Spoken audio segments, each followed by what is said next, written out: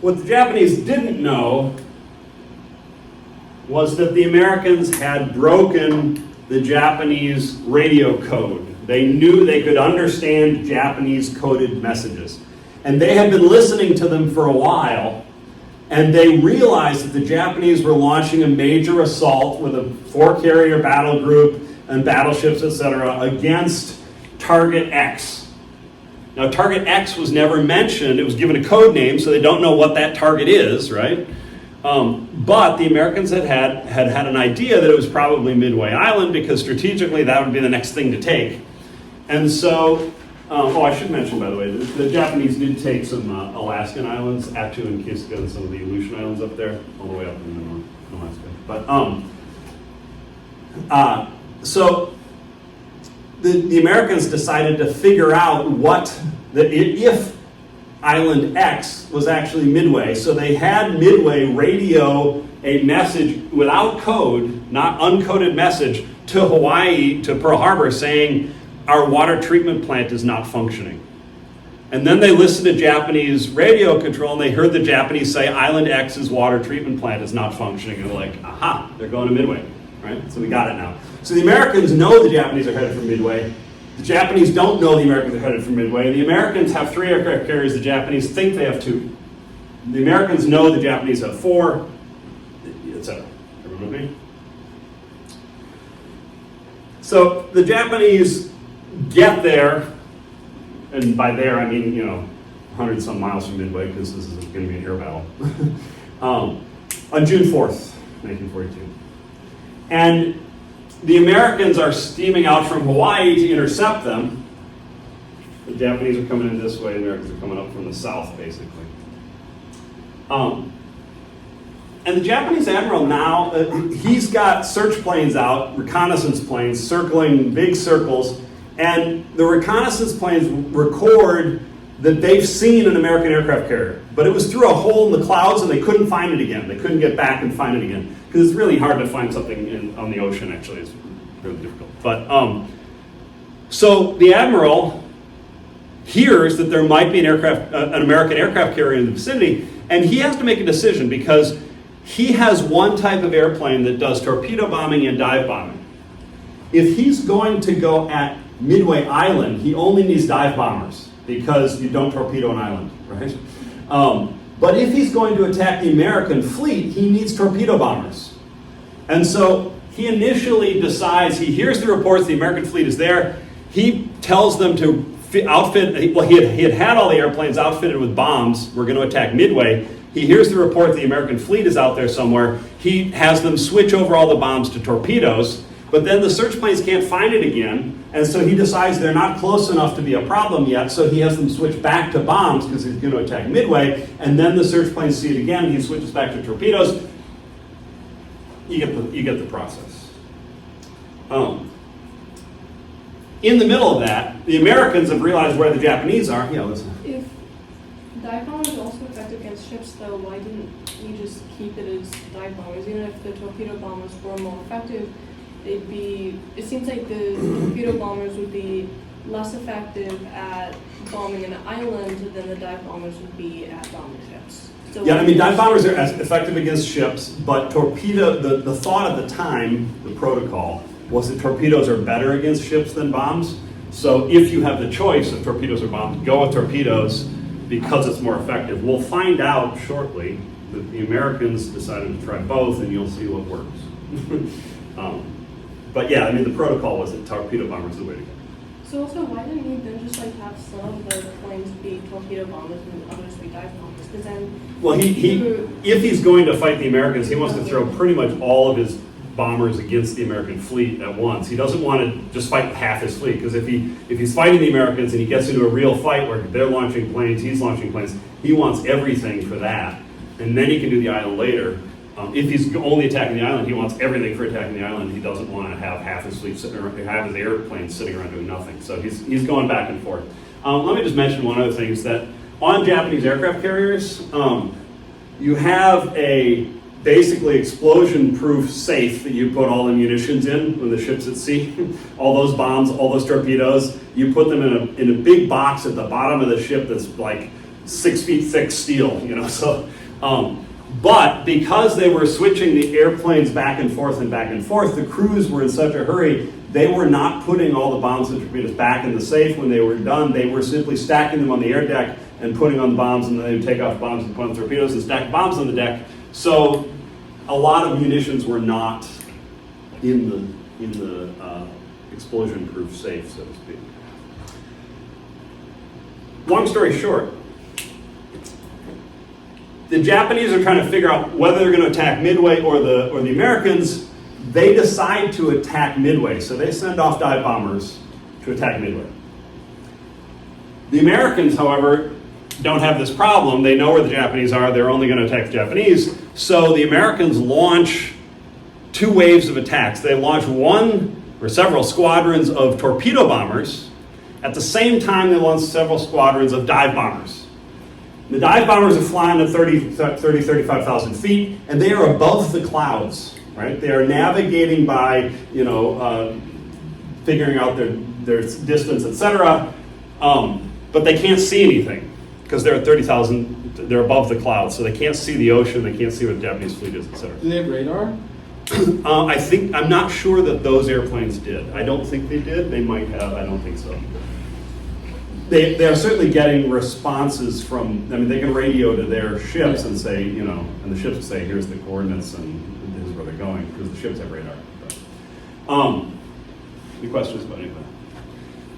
How do you get coordinates in a plane at that point? You would basically say, okay, according to our compass, we're heading northwest, and according to our airspeed indicator, we're going 225 miles an hour. And so if we've been doing this for, it's not an exact science. So like the navigator was just like someone who was really quick with math, essentially? Yeah, basically. Any other questions?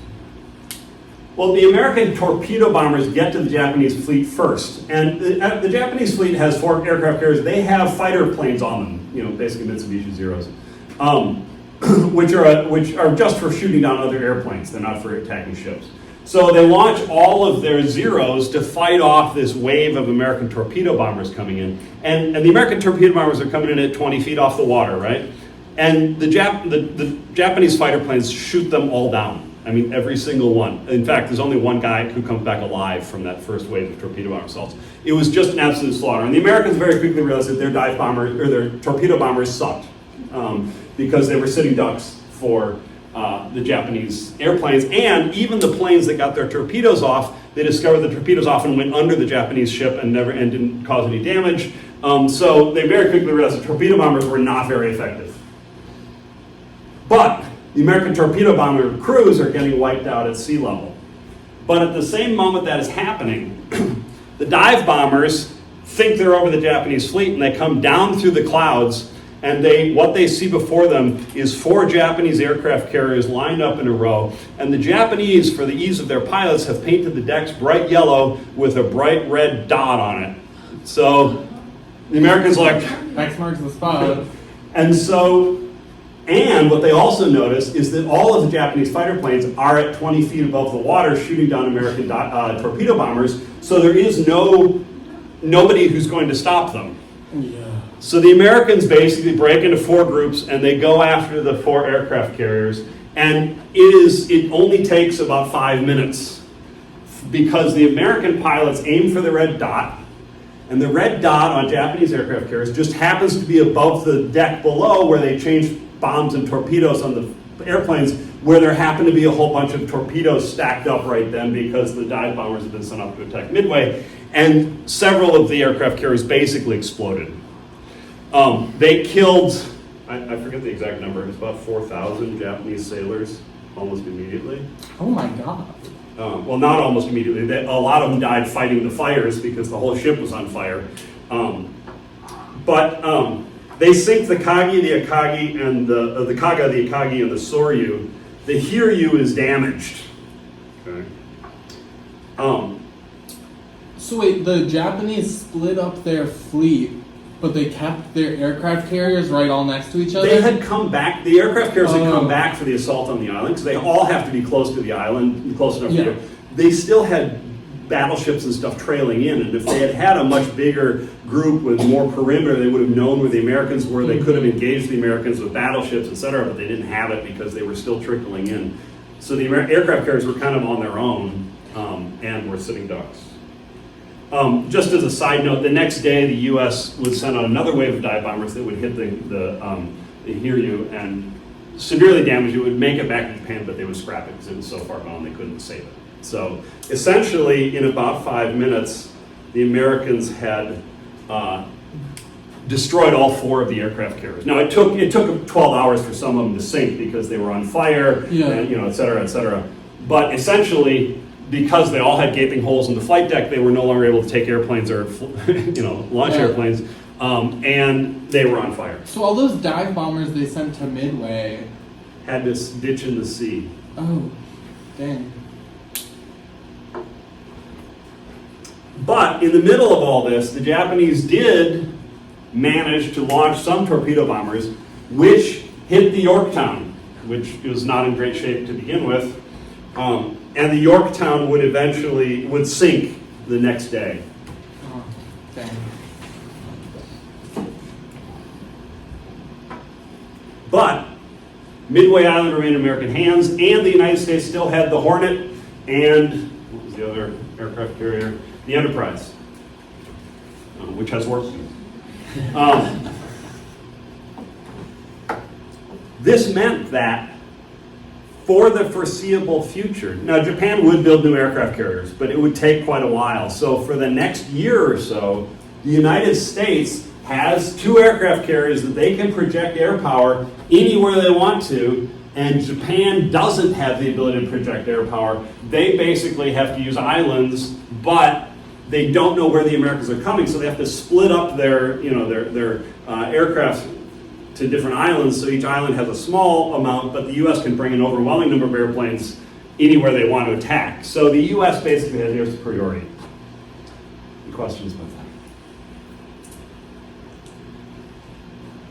All right, then this basically, I don't want to oversimplify it, but the Battle of Midway basically set up the rest of the war in the Pacific, because the United States now has 2 aircraft carriers, the Japanese have 0, and by the time the Japanese have 2 aircraft carriers, the Americans have 4 and 5, etc. And we can outproduce them. We can build aircraft carriers faster than they can. We could replace sailors faster than they can. We can produce airplanes faster than they can.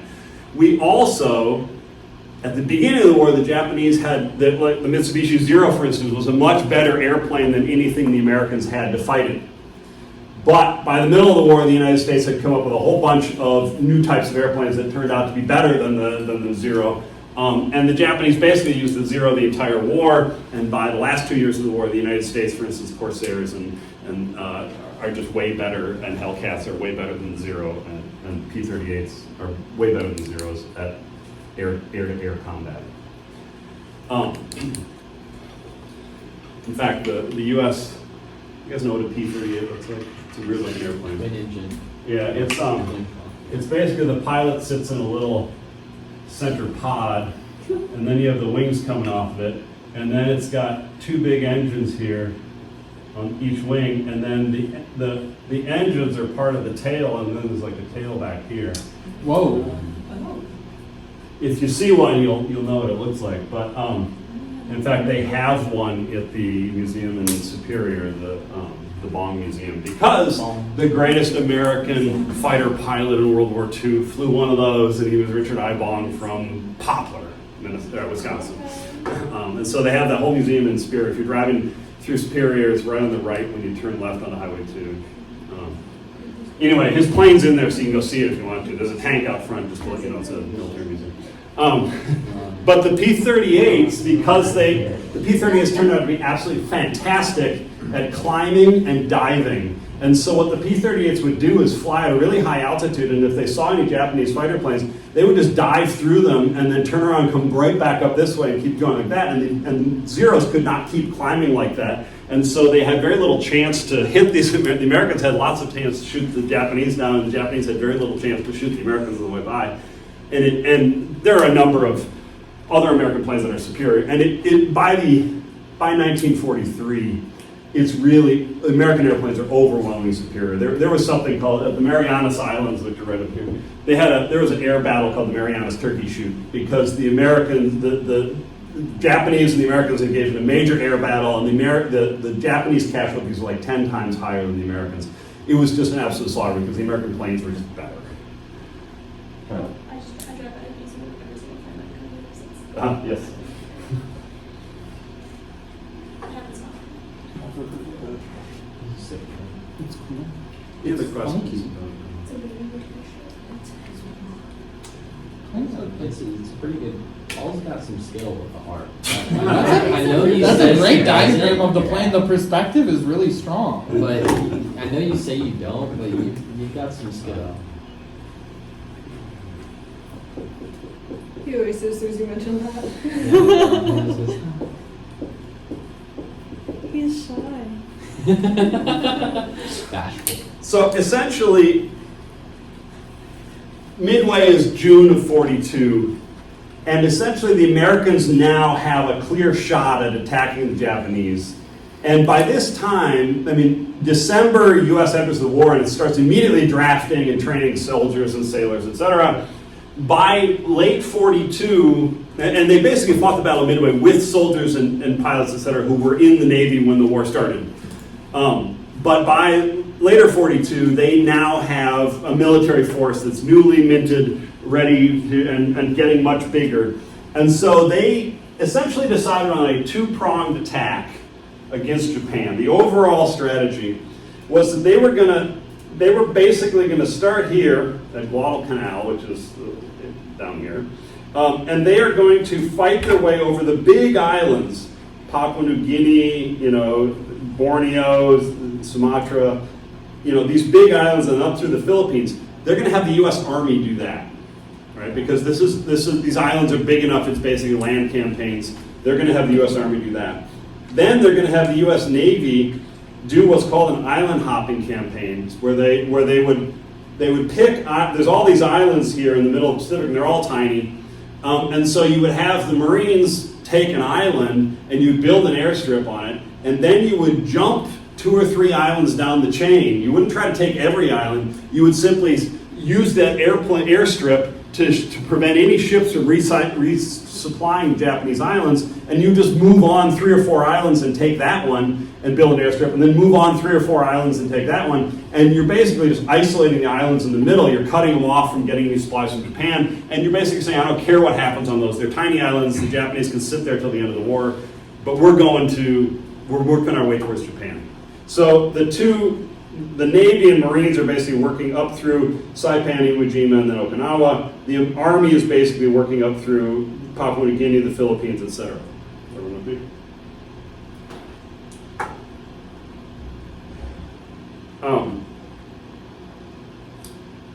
By the summer of 1945, they've taken Okinawa, April to June of 1945. And then they are looking at invading Japan proper. Japan had tried to start peace talks, but the United States basically said, partly because of what was happening in Germany with Hitler, they basically said, we are not going to negotiate a settlement. You surrender, and we'll decide what happens to you, but that's the only terms. It's you surrender unconditionally. And the Japanese basically said, we'll surrender if you can guarantee you won't touch the emperor. And the U.S. said, nope, we're not going to guarantee that. You can surrender unconditionally or not at all. And so this set up the final battle in Japan in the late summer. Okinawa was ended in June of 45. So now the U.S. is basically saying the next step is invading Japan. I'll talk about the decisions there and the atomic bomb, et cetera, in a later lecture. Any questions?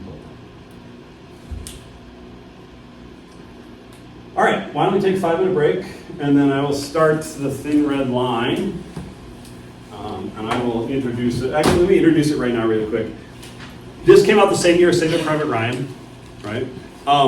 This is set on Guadalcanal, so it's set right down here. This is one of the first battles in the Pacific where the U.S. is invading. This starts in August of 1942. So this basically follows I'm not even sure what type of unit it is. a platoon in the Battle of Guadalcanal. It's based on James Jones' actual experiences. He actually fought the Battle of Guadalcanal. So it's very closely based on his experiences. It's pretty clear that a lot of the characters here are real people. He just changed the names to protect the innocent. And he even made it obvious because he only picks 4-letter names for people. Everybody has like the name like Witt and Dunn and White and etc. So it's pretty obvious he's picking pseudonyms. So these are not real people.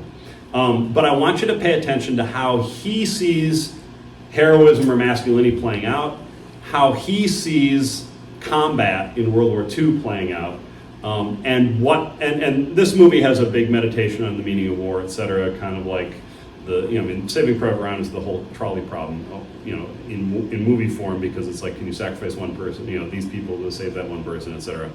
But then they like resolved the whole issue of that at the end by being like, now that they have all these people here, they'll be able to keep the stronghold. So like, they got rid of all the moral issues of like, was he worth it? Because like, even if he wasn't worth it, what they did at the end was worth it. Right. And we'll talk about Saving Private Ryan on Thursday. We'll start this. Questions? All right, take 5 minutes. Look at the movie.